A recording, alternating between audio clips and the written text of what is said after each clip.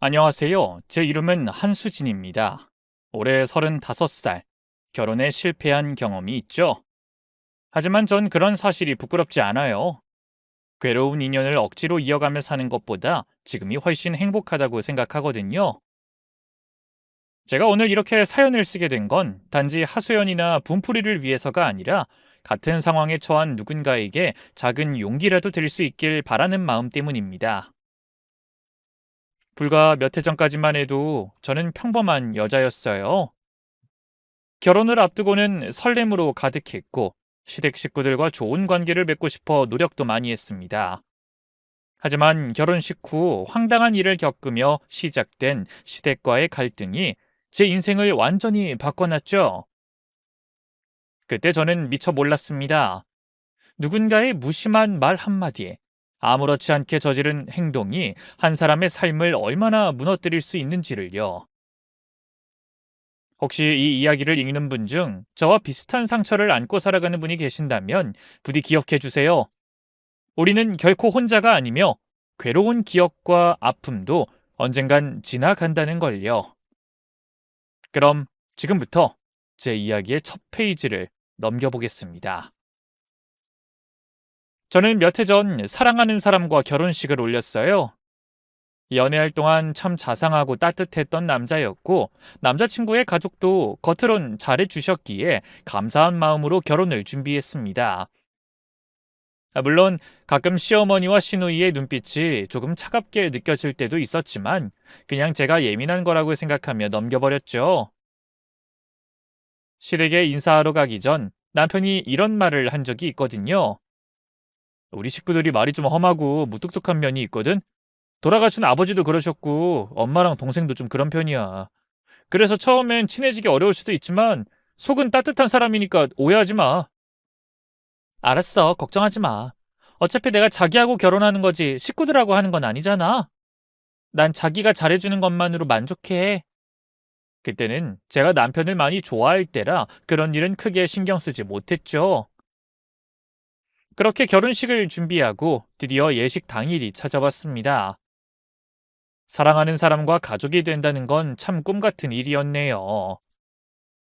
양가 가족과 친지, 친구들이 모여 축하해주고 저희 둘을 향한 축복이 가득한 하루였죠. 그렇게 피로연까지 무사히 마치고 신혼여행에서 돌아와 친정에 들렸어요. 그리고 친정엄마가 정성껏 준비해주신 이바지 음식을 들고 시댁으로 향했습니다. 한데 시어머니가 이바지 음식을 보며 마뜩찮은 표정으로 이렇게 말씀하셨죠. 아니 요즘 누가 이렇게 기름진 음식을 먹는다고? 전을 많이도 하셨구나. 뭐 아무튼 잘 먹겠다고 전해드려라. 아, 네. 그때부터 전 기분이 좋지 않았지만 시댁에 온 첫날부터 시어머니와 얼굴 붉힐 수 없어 그냥 넘어갔습니다. 그런데 제가 신혼여행에서 사온 선물을 내놓자 시어머니뿐 아니라 시누이의 불만까지 터져나왔네요. 아가씨, 이거 아가씨한테 필요할 것 같아서 샀어요. 동남아에선 딱히 살 게 없어서 화장품이 나을 것 같더라고요. 저는 신혼여행 기념 선물로 면세점에서 사온 화장품을 내밀며 시누이에게 말했습니다. 시누이는 남편보다 3살 어린데 마땅히 하는 일도 없이 나이가 30이 넘도록 부모님에게 얹혀 살고 있었어요. 그런데 제가 내민 선물을 보자 시누이는 입을 삐죽이며 싫은 티를 내더군요. 어머, 신혼여행까지 다녀오면서 고작 화장품이나 사온 거예요? 진짜 너무하네. 언니 혼수도 제대로 안 해오더니 어떻게 하나밖에 없는 시누이 선물을 이렇게 대충 사와요? 너무 개념 없는 거 아니에요? 네? 아니 제가 이런 게 처음이라 아가씨가 뭘 좋아할지 잘 모르겠더라고요. 하! 누군 신혼여행 여러 번 해요? 이건 시댁을 무시하지 않고는 할 수 없는 행동이라고요. 언니는 친정에서 이런 기본적인 예의도 안 배웠어요? 시누이는 신혼여행 선물 하나로 기분이 상해 제 앞에서 가정교육까지 들먹이며 화를 냈습니다. 그러자 그 모습을 본 시어머니도 혀를 끌끌 차며 한마디 하셨죠. 아유, 챙길 형제가 여럿 있는 것도 아닌데 사와도 그게 뭐니? 미경인 너희가 혹시 면세점에서 명품 가방이라도 하나 사다 주는 게 아닌지 얼마나 기대를 했는데 애가 실망이 이만저만이 아니겠다. 시어머니의 말씀에 저는 기분이 상했지만 간신히 감정을 감추며 대답했습니다. 제가 생각이 짧았나 봐요. 그냥 물어봐서 사오는 게 나았을 텐데.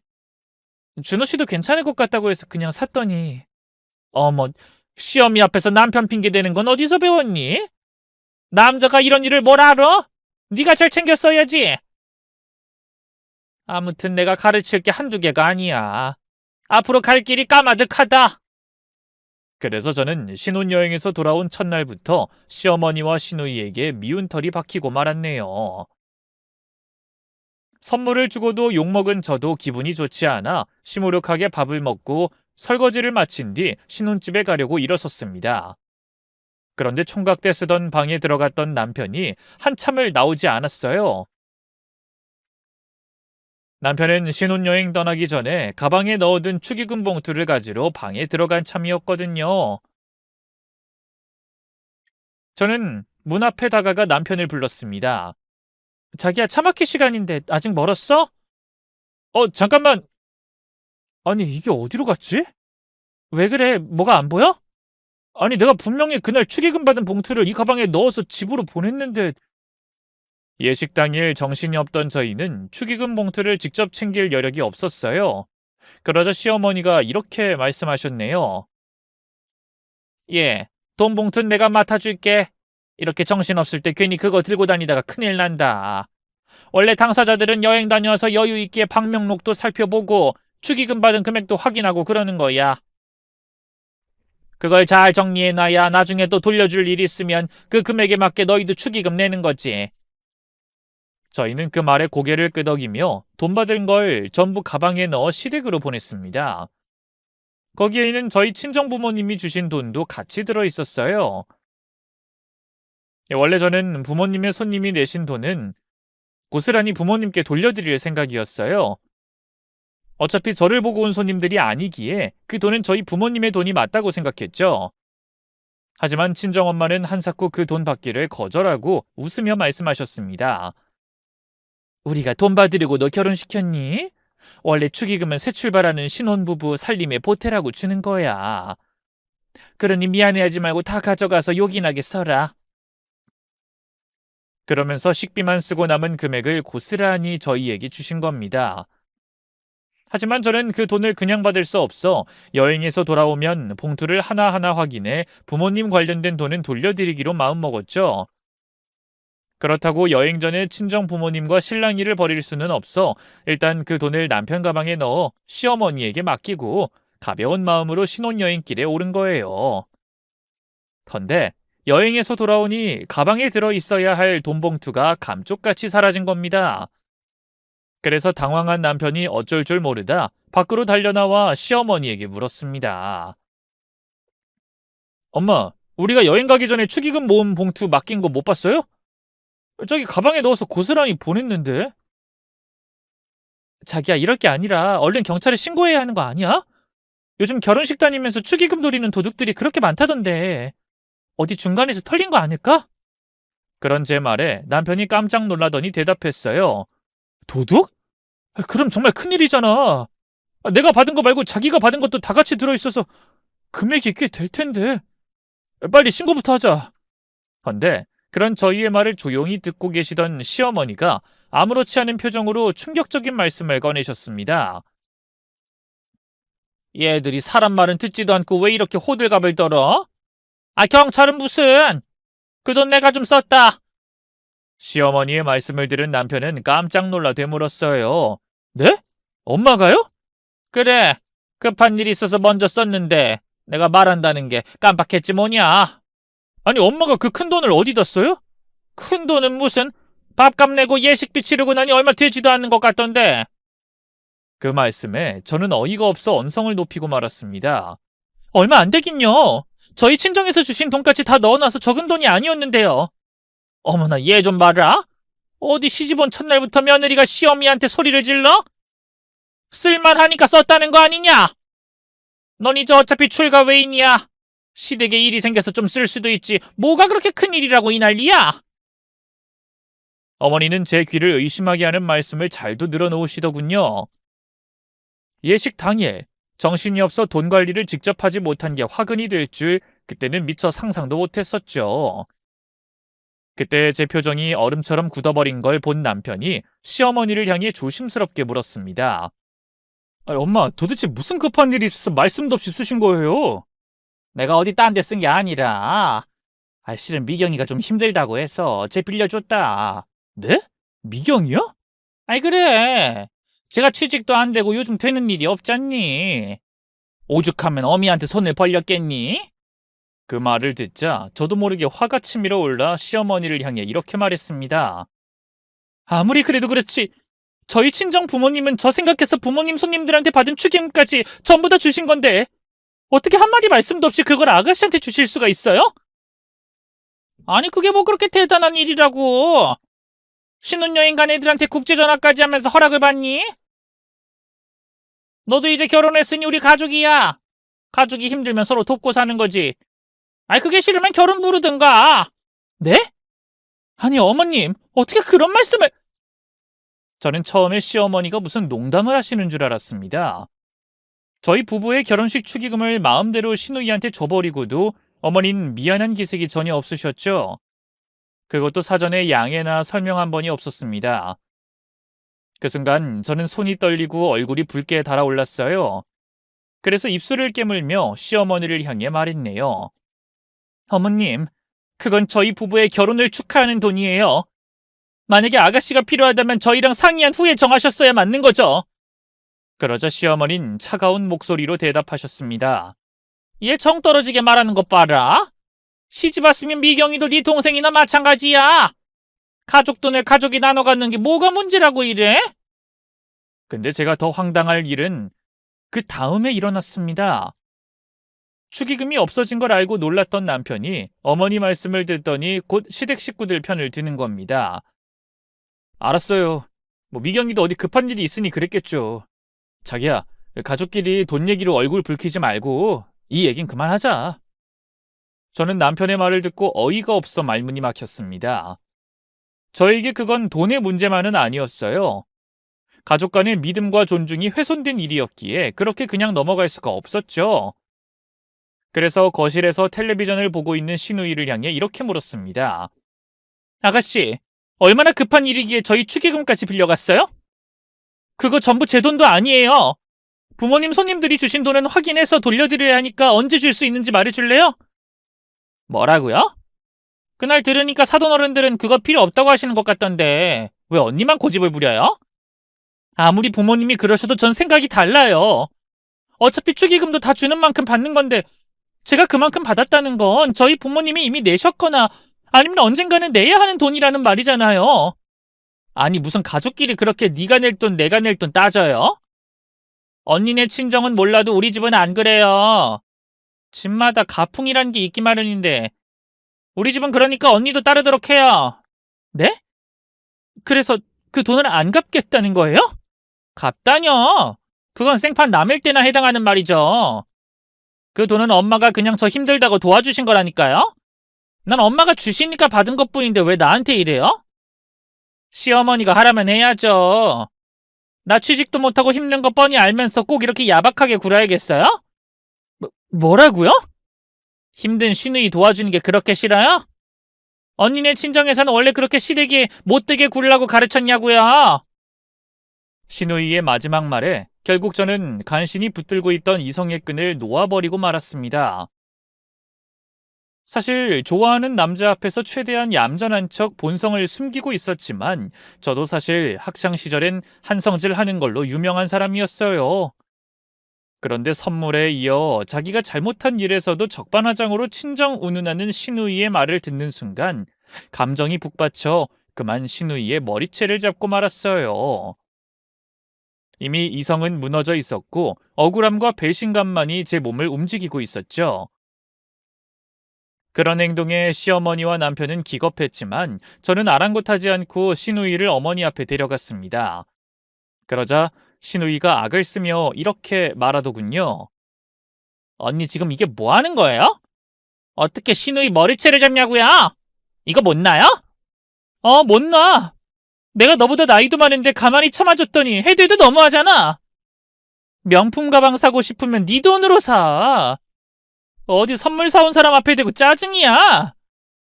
거기다 우리 부모님이 받은 축의금까지 몽땅 가져가 놓고 뭐라고? 야박해? 나 당장 너 절도범으로 신고할 거야. 그러자 시어머니도 경악하며 소리쳤습니다. 아니 지금 이게 뭐 하는 거야? 이거 완전 깡패 아니야? 어디서 감히 시어머니 앞에서 정신 차리지 못해? 어머니 앞이니까 이 정도인 거예요. 아가씨는 저렇게 버릇없이 굴다가 저랑 밖에서 만났으면 뼈도 못 추렸을 거라고요. 뭐야? 아니 우리 집에 어쩌다 저런 물건이 들어온 거야? 준호 넌 뭘 그렇게 보고만 서 있어? 얼른 저 화상 말리지 못해? 하지만 남편은 제 기세에 눌려 얼음처럼 굳어있을 뿐 아무 말도 하지 못했습니다. 그때 시누이가 울먹이며 시어머니를 향해 외쳤어요. 엄마 왜 그러고 있어? 빨리 사실대로 말해. 다 엄마가 시킨 거잖아. 난 오빠랑 언니한테 물어보자고 했는데 엄마가 괜찮다면서. 이러다 나 기절할 것 같아. 그렇게 잡힌 머리채를 빼내려고 안간힘을 쓰며 자기 엄마를 원망했네요. 그러자 제 눈에서 살기를 읽었는지 시어머니가 10초 만에 갑자기 태도를 바꿔 울음 섞인 목소리로 무릎을 꿇고 이렇게 말했습니다. 아가 미안하다. 내가 잘못했다. 너한테 말 안 하고 그렇게 하면 안 되는 거였는데 정말 미안하다. 그러니 이성을 찾어. 가족끼리 절도라니 무슨 그런 무서운 말을 하니. 하지만 그 사과는 진심이 아니었습니다. 그저 위기를 모면하기 위한 악어의 눈물이었죠. 그런데 남편은 자기 엄마의 연기에 깜빡 속았는지 저를 보며 언성을 높이더군요. 수진아 그만해. 아무리 화가 났어도 어떻게 시어머니가 무릎을 꿇게 해. 너 원래 이런 애였어? 저는 그 순간 느꼈습니다. 그 집안에서 제가 믿을 사람은 아무도 없다는 걸요. 남편조차 제 편이 아니라는 걸 말입니다. 그래서 더욱 목소리에 힘을 주어 말했습니다. 그럼 언제 어떻게 제 돈 돌려주실 건지 그것부터 말씀하세요. 대충 넘어가려고 하면 저 절대 가만히 안 있을 거예요. 알았다. 내가 어떻게든 갚으마. 되도록 빨리. 그래, 2달만. 딱 2달만 시간을 다오. 그럼 어떻게 해서든 다 돌려준다니까. 그런 대답을 들었지만 솔직히 믿음이 가진 않았습니다. 그래서 맘 같아선 밤새도록 시누이의 머리채를 잡아 흔들고 싶었어요. 하지만 그쯤이면 제가 우스운 사람이 아니라는 걸 보여준 것 같아 조용히 잡았던 손을 풀었습니다. 그러자 시어머니는 자기 딸에게 달려가 머리를 쓰다듬으며 호들갑을 떨더군요. 이리 좀 봐라. 괜찮은 거야? 아휴, 이 머리 한 움큼 빠진 거 봐라. 시집도 안 가네 머리에 땜빵 생기는 거 아니니? 엄마 나 청심환 좀 줘. 너무 놀라서 숨이 안 쉬어지는 것 같아. 뭐? 아이고 이를 어째. 이러다 혈압 올라서 쓰러지는 거 아니니? 저는 그런 두 사람의 얘기를 듣고 콧방귀를 뀌면서 말했습니다. 머리 좀 잡혔다고 큰일 나지 않아요. 그보다 약속하셨던 거나 지키세요. 저 오래 기다리지 않을 거예요. 딱 2달입니다. 그런 제 말에 시누이가 눈물로 엉망이 된 얼굴로 절 노려보며 대답했어요. 알았다고 하잖아요. 언니 혹시 운동했어요? 소나기 힘이 왜 이렇게 세요? 말투도 꼭 사채업자들이 이자 내라고 할 때 말투 같아요. 언니 회사 다니는 거 아니라 어디서 돈놀이 하는 거 아니에요? 저는 입만 살아서 나불대는 시누이를 노려보며 말했습니다. 아가씨, 내가 한 번 잡았던 머리채 2번 못 잡을 것 같아요? 그러면서 팔 걷어붙이는 신용을 하자 기겁하며 자기 엄마 뒤로 숨었어요. 두 사람은 아직도 두려움에 떨면서도 여전히 눈으론 절 노려보더군요. 그렇게 그날의 사건은 일단락됐습니다. 하지만 순탄할 줄만 알았던 제 결혼 생활은 이미 균열이 시작되고 있었죠. 그날 집에 돌아오며 저와 남편은 서로 한마디도 나누지 않았어요. 남편은 제가 돈 때문에 자기 동생을 함부로 대했다고 생각하는 것 같았지만 저는 저대로 분이 풀리지 않았습니다. 시노이와 어머니의 눈빛엔 어떤 반성도 미안함도 담겨 있지 않았거든요. 오히려 억울하다는 감정만 가득한 듯 보였죠. 결국 침묵을 참지 못한 제가 먼저 입을 열었습니다. 어머님이 사과하셨지만 난 전혀 진심이 느껴지지 않았어. 그런 제 말에 남편은 한숨을 쉬며 이렇게 말했습니다. 시누이 머리채를 잡고 시어머니 사과까지 받았으면 이제 그만 잊으면 안 될까? 우리 결혼했잖아. 이미 엎질러진 물 때문에 문제 일으키지 말고 앞으로 잘 살 생각을 해야지. 저는 순간 서운함과 분노가 치밀었습니다. 하지만 더는 남편과 말씨름하고 싶지 않아 그냥 조용히 입을 닫아버렸네요. 그러면서 마음의 문도 함께 닫히는 듯 했습니다. 그런데 며칠 후 시어머니가 손에 장바구니를 들고 신혼집에 찾아와 제 눈치를 살살 보며 이렇게 말씀하시더군요. 맞벌이 하느라 힘들지? 피곤하게 일하고 와서 뭐 제대로 해먹을 시간이 없을 것 같아서 내가 반찬 몇 가지랑 국이라도 끓여주려고 들렸다. 어머니는 처음에 저를 대할 때와는 많이 달라진 태도로 최대한 조심스럽게 말씀하려고 노력하는 것 같았어요. 안 그러셔도 되는데 감사합니다. 그래, 그 며칠 전에 있었던 일은 가족이 되려고 겪은 사소한 갈등이라고 생각하자. 미경이가 철이 좀 없어서 그렇지 마음이 악한 애는 아니야. 사실 그 돈 미경이 사채 갚는 데 썼다. 네? 사채라뇨? 아가씨가 사채를 썼어요? 그래. 걔가 운이 참 없는 애야. 공무원 준비한다고 3년이나 공을 들였는데 몇 문제 차이로 계속 떨어지더라. 그때부터 애가 자신감이 바닥을 치더니 온종일 집구석에서 틀어박혀서 아무도 안 만나고 우울하게 지내더라고. 그래서 제발 어디라도 나가길 바랬는데 얼마 전에 무슨 동호회에서 만난 사람들이랑 잘 어울리는 것 같아서 반가워했지. 근데 그 사람들하고 동업으로 옷가게를 해보겠다고 하는 거야? 옷가게요? 장사 경험도 없이요? 나도 그게 걱정이 되긴 했는데 그중에 장사에 잔뼈가 굵은 사람이 있다고 자신 있다고 하더라고. 근데 글쎄 그 인간들이 싹 다 사기꾼 집단이었던 거야. 네? 사기꾼이요? 그래. 미경이한테 큰 돈 벌 수 있을 것처럼 잔뜩 바람 넣어놓곤 각자 똑같은 금액을 투자하자고 했다더라. 근데 미경이가 돈이 없다고 하니까 사채업자까지 소개해주면서 3천만 원 빌리게 한 거야. 그래놓고 그 돈을 싹 다 들고 잠수를 타버렸다. 어머나, 그게 정말이에요? 그래. 그러니 어쩌겠니? 사채업자들이 쫓아다니면서 깽판을 치는 바람에 애가 아르바이트도 못하고 밤낮으로 협박하면서 따라다니는 통에 나도 겁이 나서 혼났다. 그 인간들 얼마나 무서운지 너도 대충은 알지? 근데 뭐 대충은 그래. 근데 사내 아이도 아니고 시집도 안 간 여자애를 그런 인간들한테 계속 쫓겨다니게 둘 순 없잖니. 그래서 내가 도리가 아닌 줄 알면서도 너무 급해서 그 돈에까지 손을 댄 거야. 근데 왜 그런 얘기를 준호 씨는 전혀 몰랐어요? 준호랑 넌 결혼 준비를 한창 들떠 있는데 차마 그런 얘기를 할 수가 없더라. 그리고 미경이가 창피하다고 말하기도 싫어했고. 근데 뭐 그럴 수도 있겠네요. 제가 얘기에 좀 수긍하는 것 같이 보이자 갑자기 시어머니가 제 손을 덥석 잡으며 애원하는 목소리로 이렇게 말했네요. 너랑 그런 일이 있고 나서 미경이도 정신이 좀 든 모양이야. 이제 사채업자한테 쫓겨다닐 일 없으니 본격적으로 취업 준비해보겠다고 하더라. 어머, 그래요? 그럼. 그동안 어딜 가든 그 몹쓸 인간들이 들이닥치는 바람에 제대로 일을 할 수가 없었던 거지. 애가 일하기 싫어서 놀고 먹은 게 아니거든. 요즘은 여기저기 이력서도 넣고 면접도 보러 다니는 것 같으니 조금만 기다려줄 수 없겠니? 기다리라면 얼마나요? 저번엔 2달 달라고 하셨잖아요. 그땐 너무 급해서 그랬는데. 생각해봐라. 1, 200도 아니고 그렇게 큰 돈을 어떻게 2달 만에 갚겠니? 애가 취직해서 조금씩 갚는다고 하니까 천천히 지켜봐 줄 수 없겠어? 저는 결국 시커먼 시어머니의 속내를 그제야 깨달았습니다. 저를 살살 꼬드겨 돈 갚을 날을 좀 연장해보려고 찾아온 모양이더군요. 그래서 절대 안 된다고 소리치려다가 저도 한 발 양보하기로 했습니다. 어쨌든 시어머니가 전처럼 저한테 함부로 대하는 버릇은 고친 것 같았고 뭐 진심이든 아니든 조심하려고 노력하는 게 보여서 저도 그날만큼 분통이 터지진 않았거든요. 거기다 다른 일도 아니고 사업해보려다가 사기를 당한 거라니까 시누이가 조금은 측은한 생각이 들기도 하더라고요.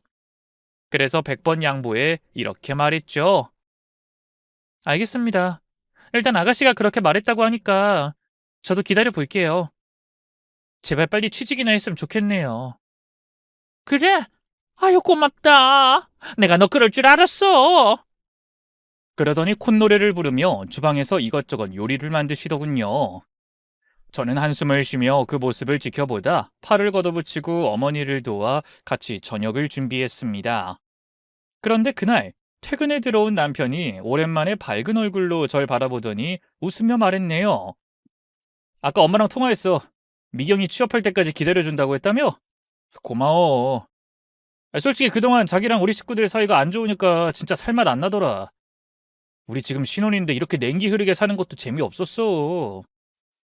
하지만 그런 남편의 말에도 저는 별말하지 않고 묵묵히 듣고만 있었습니다.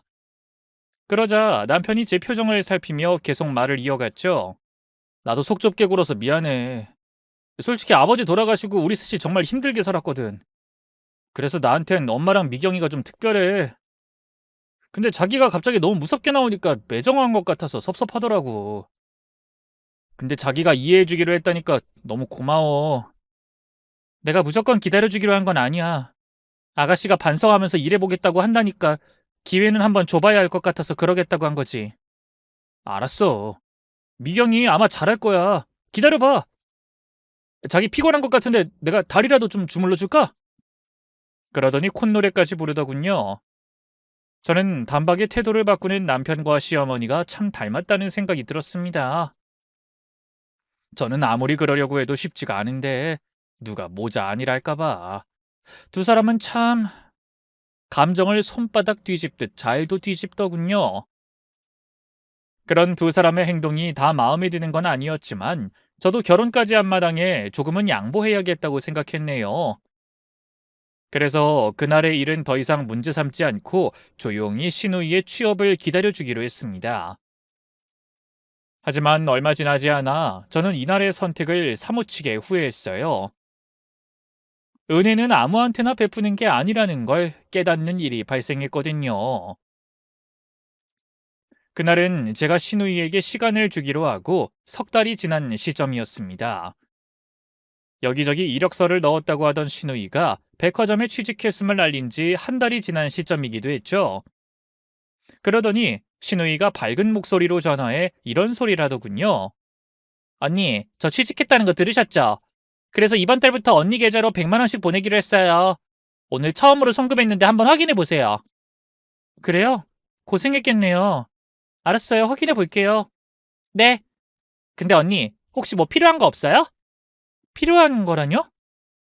솔직히 저 언니 덕분에 정신 차리고 취업했잖아요. 그래서 첫 월급 탄 기념으로 선물이라도 하려고요. 어머, 선물은 무슨 됐어요.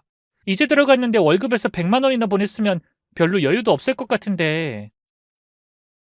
괜한 돈 쓰지 말고 은행 가서 적금이라도 들어요. 지금부터라도 부지런히 모아야죠. 역시 알뜰한 우리 새언니. 알았어요. 고마워요.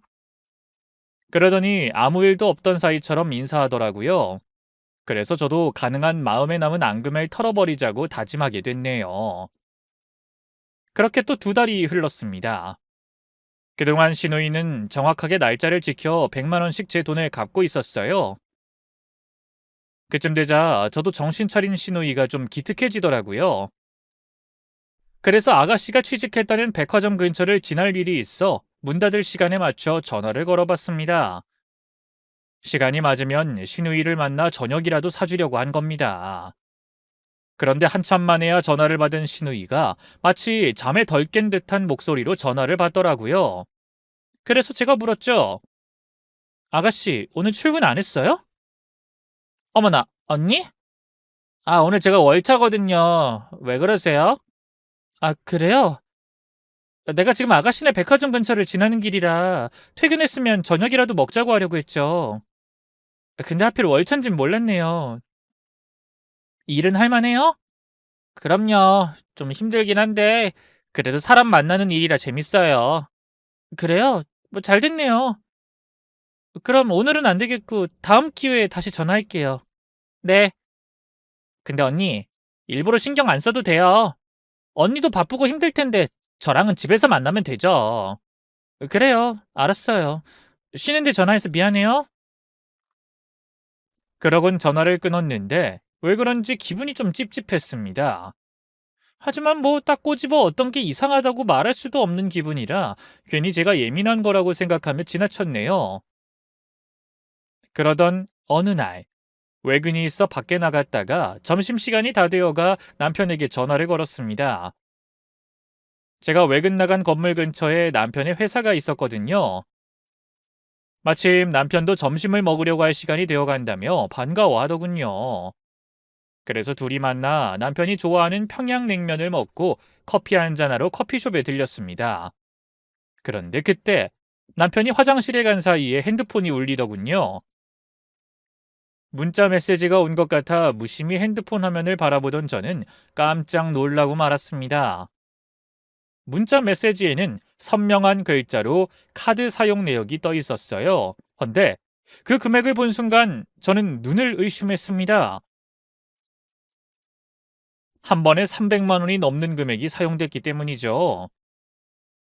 그 시간에 남편은 분명 저랑 같이 점심을 먹고 있었는데 어떻게 남편의 카드가 사용된 건지 어리둥절했습니다. 그래서 남편이 돌아오는 모습을 보자마자 얼른 핸드폰을 들이밀며 물었어요.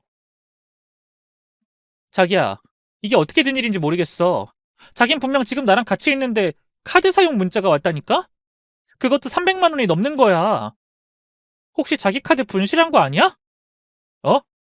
아니, 그런 적 없는데? 그래? 이상하네? 그런 제 말에 살짝 당황한 듯 하던 남편은 이내 아무렇지 않은 표정으로 말했습니다. 아, 요즘엔 그런 걸로도 사기를 치나 봐? 뭐? 사기? 그래, 뭐 요즘 괜한 문자 보내서 사람을 낚는 다음에 그쪽으로 전화하면 돈을 빼가는 신종 사기가 유행이라잖아. 자긴 들어본 적 없어? 그래? 그러고 보니 들어본 것도 같고. 아이, 나쁜 인간들. 할 짓이 없어서 이런 짓을 해? 내가 나중에 삭제할 테니까 자긴 신경 쓰지 마. 그리고 자기도 이런 말도 안 되는 문자 오면 절대로 그쪽으로 전화해 보지도 말고. 그래, 알았어. 남편이 너무 강력하게 말하길래 저도 고개를 끄덕인 뒤 조심해야겠다고 생각했습니다. 그런데 이상한 일은 거기서 끝이 아니었어요. 하루는 일이 일찍 끝난 날 친정 부모님이 부르시기에 가보니 엄마가 고급 송이버섯을 내밀며 이렇게 말씀하셨죠. 너희 외삼촌이 자연산 송이를 2박스나 보냈더라. 우리가 다 먹긴 양이 많으니 가는 길에 시댁에 들려서 어머니께 전해드리고 가거라. 네? 송이요? 그래, 이거 돈 있어도 구하기 힘든 좋은 물건이라 하더라. 절대 물에 씻지 말고 먼지만 털어서 드시라고 꼭 전해드려. 알았어요. 고마워요, 엄마. 그래서 저는 엄마가 주신 송이버섯을 들고 시댁으로 향했습니다. 그런데 시댁 문 앞에서 아무리 배를 눌러도 인기척이 없더라고요. 할 수 없이 시어머니에게 전화를 걸었죠. 그랬더니 시끄러운 곳에서 전화를 받은 시어머니가 이렇게 말씀하셨습니다. 뭐? 송이버섯? 어머나 그 귀한 걸? 어우, 이렇게 감사할 수가 있나? 근데 오늘 내가 마침 친구들하고 저녁 모임이 있어. 그냥 집에 들어가서 식탁 위에 두고 나올래? 아, 네, 그럴게요. 그래서 시어머니가 알려주시는 비밀번호를 누르고 들어가 식탁 위에 버섯을 두고 나오려고 했습니다. 그런데 그때 엄마가 꼭 전하라고 하신 말씀이 떠올랐네요. 절대 물에 씻지 말고 그냥 먼지만 털어 드시라고 했던 말씀 말입니다. 그래서 상자 위에 주의사항을 써놓고 가려고 시누이 방으로 종이와 펜을 찾으러 들어갔죠. 그런데 방문을 열고 들어간 저는 화들짝 놀라고 말았습니다. 시누이 방에 못 보던 명품 브랜드의 쇼핑백들이 즐비하게 들어차 있었던 겁니다. 저는 영문을 몰라 쇼핑백을 열어봤다가 더 놀랐어요. 언뜻 봐도 고가로 보이는 가방과 구두들이 잔뜩 들어 있었거든요. 그래서 홀린 듯 그중 하나의 가방을 들어 올리다 쇼핑백 안에 들어있는 영수증을 보고 뭔가 수상한 기분을 느꼈습니다. 그 영수증은 분명 며칠 전 남편과 제가 점심을 먹던 그날 사용된 카드 영수증이었고 남편의 핸드폰에 온 문자 메시지의 사용 금액과 정확히 일치했기 때문입니다. 저는 그 영수증을 들고 입술을 깨물며 생각에 잠겼어요. 그리고 시계를 보니 아직 백화점이 문 닫으려면 좀 여유가 있다는 걸 확인했죠. 그래서 서둘러 그 영수증을 주머니에 넣은 채 신우이가 다니는 백화점의 브랜드 매장으로 찾아갔습니다. 하지만 아무리 둘러봐도 매장 안엔 신우이의 모습이 보이지 않았어요. 그런 제 모습을 보고 직원이 다가와 묻더군요. 손님, 뭐 찾으시는 상품 있나요? 그런 게 아니라 죄송한데 오늘 송미경 씨가 근무하는 날이 아닌가요? 네? 누구요? 송미경 씨요. 몇 달 전부터 이 매장에서 근무하는 사람인데. 글쎄요. 제가 이 매장 매니저인데 그런 직원은 없는데. 아니, 분명히 이 매장이라고 했는데. 참. 송미경이라면 혹시 한 달도 못 채우고 그만둔 그 사람 말씀하시는 것 같아요. 네? 한 달도 못 채웠다고요?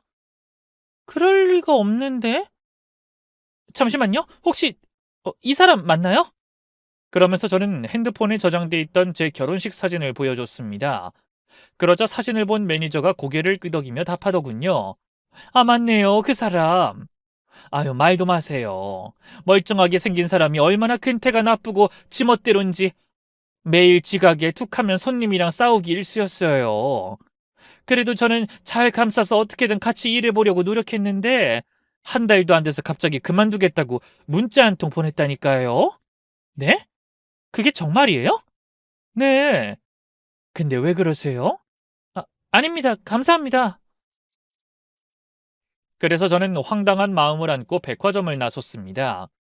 그리고 집으로 향하며 마치 퍼즐 조각을 맞추듯 머릿속으로 그간의 일을 정리해봤어요. 신우이는 자기 잘못을 인정하며 저에게 몰래 써버린 축의금을 갚기 위해 취직했다고 했어요. 그러면서 매달 꼬박꼬박 100만 원이나 되는 돈을 송금했습니다. 헌데 정작 취직한 회사는 한 달도 채우지 못하고 그만둔 상황이라니 대체 어떻게 된 영문인지 모르겠더군요. 게다가 남편의 카드로 쓴 게 분명한 명품 쇼핑까지 황당한 일이 한두 개가 아니었습니다. 결국 저는 더 참지 못하고 시댁으로 달려가며 모든 식구들에게 연락해 당장 집으로 오도록 했네요.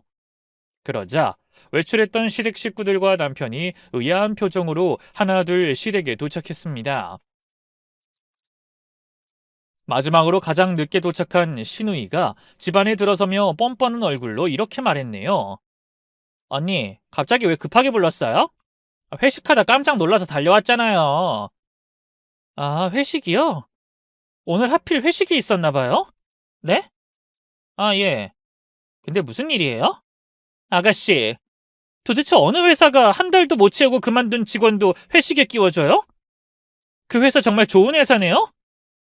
그런 제 말에 신우이는 눈을 동그랗게 뜨더니 어쩔 줄 몰라 하며 더듬거렸네요. 그만두다뇨? 그게 무슨 말씀이세요? 그걸 왜 나한테 물어요? 아가씨가 그만둔 회사인데. 그리고 방에 저 명품은 다 뭐예요? 백수가 된 지 몇 달이 된 아가씨가, 아니, 제대로 직장 생활 한 달을 채우지도 못한 아가씨가 무슨 돈이 있어서 저런 명품을 사드린 거냐고요? 아, 그건 선물 받은 거예요. 저 취직했다고 친구들이 선물을. 아가씨! 도대체 언제까지 거짓말할 거예요? 제가 눈을 부릅뜨고 윽박지르자 신우이는 갑자기 덜덜 떨며 시어머니 뒤로 숨더군요. 그러더니 기어들어가는 목소리로 이렇게 말했어요. 엄마, 새언니 눈빛 이상해. 또 그날처럼 내 머리채 잡는 거 아니야? 엄마가 어떻게 좀 해봐. 어머니 뒤에 숨지 말고 당장 나와서 아가씨 입으로 직접 말해봐요. 어서요! 언니, 제발 무섭게 이러지 말아요. 신우이가 제 서슬퍼런 눈빛을 보고 덜덜 떨자 곁에서 가만히 지켜보고 있던 남편이 갑자기 저를 향해 고함을 질렀습니다. 당신 또 왜 이러는 거야? 왜 내 동생을 그렇게 못 잡아먹어서 안달이야? 그래. 애가 마음 잡고 일해보려고 했는데 도저히 진상 손님들 때문에 힘들어서 못해 먹겠다고 해서 내가 그만두라고 했어. 됐어? 뭐라고? 그걸 지금 말이라고 하는 거야? 그럼 그동안 축의금 갚는다고 나한테 보낸 돈은 어디서 난 거야? 설마 당신이 대신 보낸 거야? 그래. 동생이 내 마누라 무섭다고 걱정하길래 내가 몰래 갚아주고 있었어. 오빠가 돼서 그 정도도 못해? 뭐? 그래서 나 몰래 카드까지 빌려주고 몇백 긁는 것도 다 눈 감아줬니? 그게 뭐 어때서? 내가 네 돈 빌려준 거 아니잖아. 엄연히 내가 벌어서 내 동생 빌려준 건데 그게 뭐 어떻다고 이 난리야? 뭐가 어쩌고 어째? 온 식구가 똘똘 뭉쳐서 나만 바보를 만들어 놓고 그런 말이 나와? 그러자 그때까지 조용히 입 다물고 있던 시어머니까지 나서더군요. 아이, 준호가 오죽하면 그랬겠니? 마누라 성깔이 보통이 아니니 애가 중간에서 얼마나 힘들었겠니? 하나뿐인 동생은 불쌍하고 마누란 돈 갚으라고 머리채까지 잡으면서 애를 궁지에 몰고, 그러니 몰래 그런 일까지 벌인 거 아니냐고. 아가씨가 불쌍해요? 저 나이 먹도록 정신 못 차리고 사고만 쳐대면서 오빠 등골 빼먹고 사는 게 뭐가 불쌍해요? 세상에 쉬운 일이 어딨어요. 성인이 사고를 쳤으면 책임을 져야지. 언제까지 엄마랑 오빠 등에 빨대 꽂고 살 거냐고요? 그러자 남편이 절 노려보며 소리쳤습니다. 아, 제발 애 좀 그만 잡아. 빨대를 꽂아도 내 등에 꽂아. 누가 당신한테 내 동생 인생 책임지라고 했어? 너 나랑 결혼했어. 부부가 공동 운명체지. 어떻게 그렇게 너 혼자만 생각할 수가 있니? 그럴 거면 평생 불쌍한 네 동생이랑 엄마 뒤치다꺼리나 하고 살지. 결혼은 왜 한 거냐고? 그래놓고 뻔뻔하게 뭐? 사기 문자? 도대체 사람을 얼마나 속이려고 한 거야? 제발 그렇게 따지지 좀 마. 내 딴엔 당신 신경 쓰지 않도록 해결해 보려고 한 거라고. 해결? 그래서 뭐 이번 일만 대충 넘어가면 다 해결이 될 것 같았어? 저렇게 몇백씩 펑펑 써대는 카드값은 어떻게 감당할 건데? 미경이가 평생 저렇게 살 것 같아? 지금은 일이 안 풀리니까 지 나름대로 스트레스 푸느라고 그런 거야. 나중에 자리 잡으면 다 괜찮아질 거라고. 웃기지 마. 사람은 고쳐 쓰는 거 아니라는 말도 몰라? 신혼여행 다녀와서 아닌 거 알았을 때 진짜 끝냈어야 되는 건데. 이런 말도 안 되는 집구석에서 계속 붙어 살아보려고 생각한 내가 미친 인간이었어. 긴 말 필요 없으니 당장 이혼하고 나한테서 가져간 돈이나 갚아. 아니면 그렇게 눈물 나는 이 동생 차가운 깜빵에서 피눈물 흘리게 해줄 테니까. 그러면서 실행문을 박차고 나와 바로 집으로 갔어요. 그리고 남편의 짐을 모두 챙겨 여행 가방에 넣은 뒤 문 밖에 내놓고 현관 비밀번호를 바꿔버렸습니다. 그러자 득달같이 쫓아온 남편이 문을 발로 차며 고성을 지르더군요. 하지만 제가 나가지 않자 여기저기서 민원이 들어왔는지 경비실에서 남편을 데려갔습니다. 실은 저희가 신혼살림을 꾸린 그 집은 저희 부모님이 마련해주신 제 명의로 된 집이었어요. 그래서 남편에겐 아무런 권한이 없었죠. 게다가 신혼여행에서 돌아왔을 때 충격적인 상황을 마주한 저는 혼인신고를 하는 게 영 내키지 않아 차일피일 미루고 있었네요.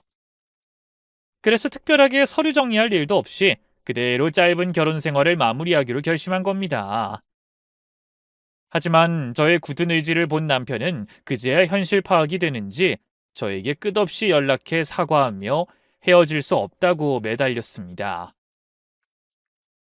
그래도 저는 흔들리지 않고 제 결심을 밀고 나갔네요.